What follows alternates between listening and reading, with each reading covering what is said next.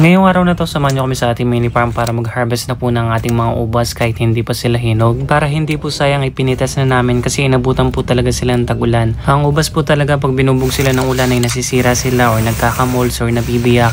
Kaya naman para hindi sayang ay gagawin natin silang grapes jam.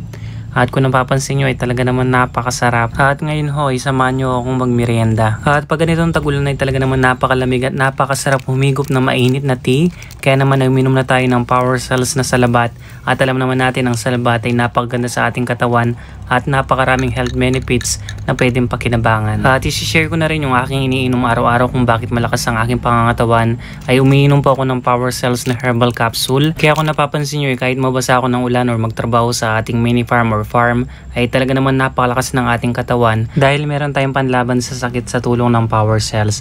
At alam niyo po ba na ang power cells ay pinapalakas niya po yung ating energy at talaga naman pinapatalas niya pa yung ating memorya at pampasarap na rin siya ng tulog. At kinabukasan ho dahil walang hinto pa rin ng ulan ay nagpitas na rin tayo ng mga ubas at karamihan ay pinitas na natin para gawing suka or wine. Kaya naman kung meron din kayong mga tanim ng ubas at inabutan ng tagulan ay huwag natin hayaang masira ay pwede natin gawing grapes jam yan or suka or grapes wine. At talaga naman napakadali lang gawin ay pipagayin lang natin ng ganyan pag lumabas ng katas, ilagay natin sa jar, haluan ng asukal at yeast.